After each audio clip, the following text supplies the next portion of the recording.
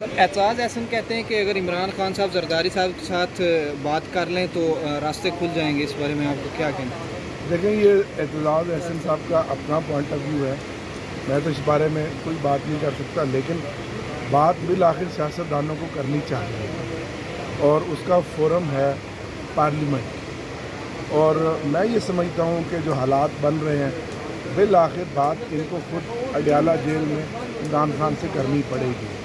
जब तक अडियाला जेल के ताले की चाबी जो इमरान खान के हाथ में है अवाम के मैंडेट के ज़रिए उसको तस्लीम नहीं किया जाएगा, उस वक्त तक मसाइल दू का तू रहेंगे।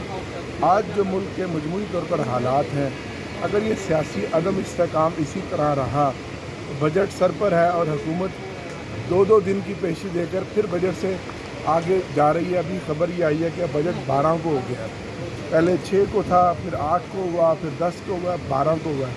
तो इन सारे हालात में अगर मुल्क में आप उस मैंडेट को नहीं तस्लीम करेंगे जो मैंडेट सिमिलर 71 में अवामी लीग को मिला था और आज तहरीक इंसाफ को मिला, तो फिर मुल्क के हालात बतदरीज ख़राब होते चले जाएंगे, जो कि हम नहीं चाहते। अच्छा सर, साइफर केस में तो ज़ाहिर है फैसला आया, लेकिन अब एक नया पंडोरा बॉक्स खुल चुका है, हमूद रहमान कमीशन रिपोर्ट। उस पर कुछ ही देर पहले हमने सेनेटर जो फैसल वावडा है उनसे बात की, उन्होंने कहा कि इस पर पार्टी बैन भी हो सकती है। कैसे देखते हैं? वो तो फिर वही वाली बात, जब पार्टी बैन की बात करते हैं तो फिर ये सारे इशारे किनारे किधर हैं? 71 की तरफ है। तो क्या 71 के सानिया से जो इतना बड़ा जख्म हमारे ऊपर लगा, कोई सबक सीखा? पार्टी बैन करने से भी क्या कर लेंगे, नई पार्टी बन जाएगी। इमरान खान आज एक तहरीक और नज़रिए का नाम बन गया, लोगों के दिलों में बसता है। उस नज़रिए को कैसे बैन करेंगे? आप गला दबा लेंगे, सहाफ़ियों का गला दबा लेंगे, मुकदमात बना लेंगे, सियासी इंतकाम का निशाना बना लेंगे, नए मुकदमात बना लेंगे, लेकिन उस सोच और नज़रिए को आप नहीं रोक सकते। और यही माइंड सेट है जो 1957 से शुरू हुआ और आज दिन तक जारी है।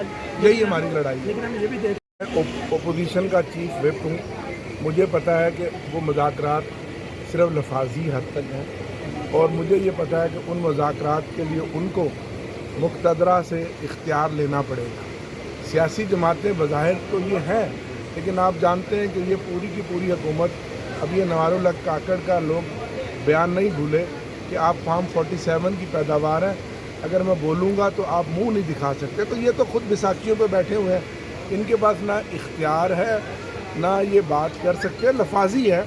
लेकिन बिल आखिर मैं फिर पहली बात पर ही आ जाता हूँ, जो पहला सवाल था कि मुज़ाकरात होने चाहिए और सियासी पार्टियों के दरमियान ही होने चाहिए और सियासी पार्टियों को खुद अपने आप को एम्पावर करना चाहिए।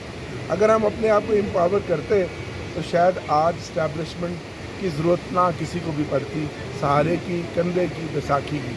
शायद अल्लाह करे हमारा पॉलिटिकल सिस्टम इतना स्ट्रॉन्ग हो, आने वाले दिनों में पार्लियामेंट इतनी बाइख्तियार बने, पार्लिमानी सिस्टम इतना स्टैब्लिश हो कि खुद ब खुद हर इदारा अपनी हदूद के अंदर चला जाए और पार्लियामेंट और जमहूरियत आगे बढ़े। सर, आखिरी कमेंट, आज के जो कोर्ट में केस चल रहा है, ज़ाहिर है कल भी आपने देखा, रिमार्क्स भी आपने सुने, कोई उम्मीद जागती हुई नज़र आ रही है आपको? देखिए, मुझे ऑब्जर्वेशन तो कल जजेस की अच्छी लगी और ये बात तो तय है कि इन सीटों पे जो 77 सीटें हैं, इस पे हुकूमत का तो कोई हक नहीं। अब कोर्ट क्या करती है?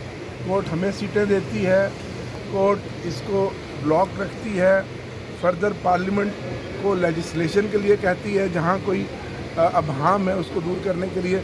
लेकिन ये तय है कि ये सीटें हमारी हैं, हमारे मैंडेट का रिफ्लेक्शन होना चाहिए असम्बली में ख़वातीन और अक़लियतों के ज़रिए।